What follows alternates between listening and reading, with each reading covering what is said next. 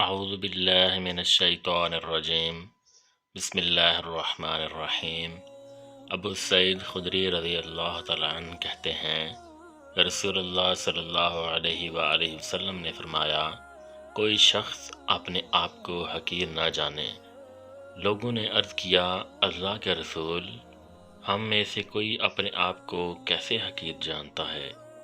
آپ صلی اللہ علیہ وآلہ وسلم نے فرمایا، تم میں سے کوئی شخص کوئی بات ہوتے دیکھے اور اس کے بارے میں اسے اللہ کا حکم معلوم ہو لیکن نہ کہے، تو اللہ تعالیٰ قیامت کے دن اس سے فرمائے گا، تجھے فلاں بات کہنے سے کس نے منع کیا تھا؟ وہ جواب دے گا، لوگوں کے خوف نے۔ اللہ تعالیٰ فرمائے گا، تیرے لیے زیادہ درست بات یہ تھی کہ تو مجھ سے ڈرتا۔